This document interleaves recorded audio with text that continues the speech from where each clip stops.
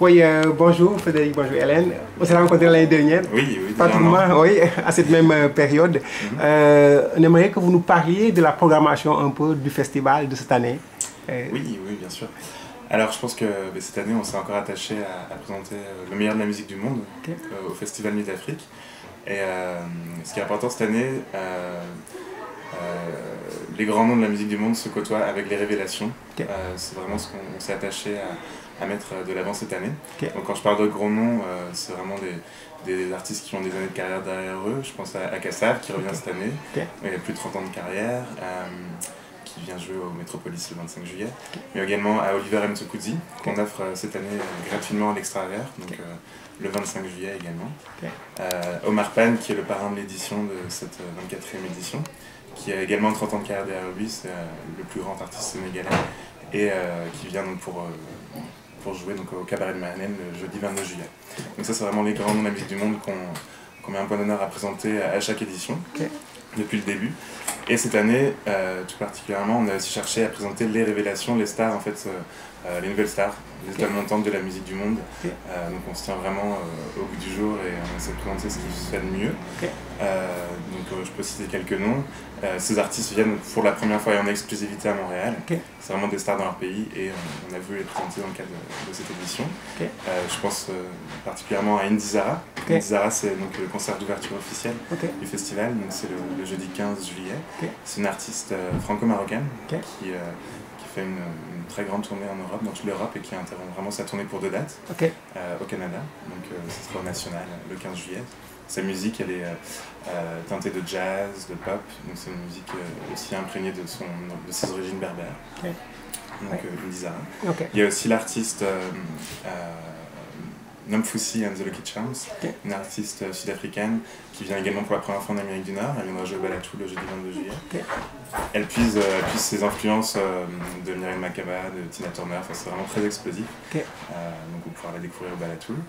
Il y a aussi le groupe Sarrazino qui lui est d'origine québécoise. Il a grandi au Québec, mais il a aussi roulé sa bosse un peu partout dans le monde, notamment au Maghreb. Et il vit actuellement en Amérique latine, donc ça fait un mélange assez unique.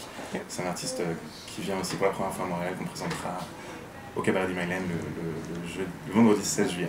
Voilà, donc ça fait partie de toutes ces révélations, il y en a encore beaucoup d'autres. Mais c'est ça, vraiment, on s'est attaché à présenter le meilleur, aussi bien les grands noms que les découvertes. Et Hélène, vous vous occupez de la programmation locale. C'est ça, exactement. Oui, parlez-nous un peu de... C'est un petit peu la même chose, je vous dirais qu'il y a les grands noms de la scène locale et puis ceux qui sont les révélations de cette année. Dans son qu'on connaît quand même déjà bien, il y a Zal Idrissa Sissoko et Mansa Sissoko qui vont nous faire un duo de kora au Balatou. Ça va être le 20 juillet.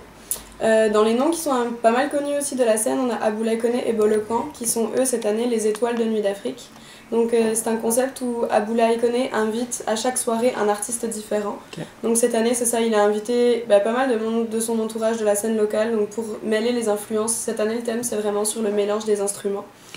Donc c'est ça, on va y retrouver entre autres Nazir Bouchareb, David Mobio, Lévi Bourbonnais, Lasso ou Zal Idrissa Sissoko une fois de plus qui sera un invité.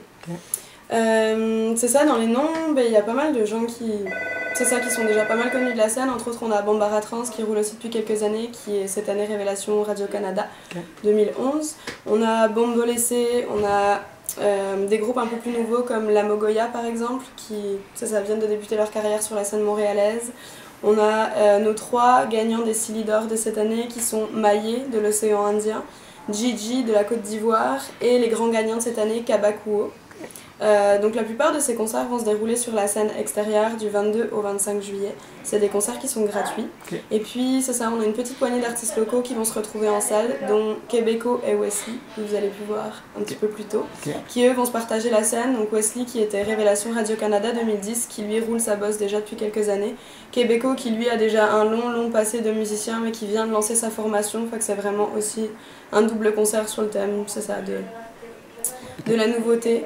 On aura aussi dans les révélations de cette année Atna Njok Zekul qui a déjà un très long parcours mais qui est encore bien méconnu du grand public et qui va jouer au Balatou le 18 juillet. C'est ça, dans les noms aussi on aura Surkalen, toujours au Balatou, qui est un groupe chilien, et Draman Koné et son Ngoni qui est un chanteur malien qui va jouer le 15 juillet au club Balatou. C'est ça, pas mal de choses à découvrir. Ok. Maintenant, parlez-nous un peu, j'aimerais en conclusion que vous nous parlez de la particularité du festival de cette année comparé à celui de l'année dernière. Quelle surprise vous nous réservez de façon particulière là, ça va rejoindre, je pense que j'ai dit plus tôt, parce que on présente beaucoup d'artistes en exclusivité cette année. Et je pense que c'est ça qui fait la particularité du festival. On essaie de présenter les artistes qui incarnent le renouveau de la musique du monde et qui reflètent toutes ces tendances de mélange des styles, etc. Donc c'est avec ces artistes qu'on présente vraiment en exclusivité. On a choisi d'offrir ça aussi aux festivaliers, des artistes vraiment qui sont des stars dans leur pays, qui viennent pour la première fois jouer à Montréal. Ça c'est une des particularités du festival cette année, c'est sûr, c'est la tendance. Et aussi une tendance aussi de cette édition, c'est l'explosion de la création au féminin, puisqu'on a remarqué au fur et à mesure qu'on élaborait la programmation que la place des femmes prenait de plus en plus d'importance, et ça se reflétait tout au long de la programmation, aussi bien chez les artistes internationaux que chez les artistes locaux.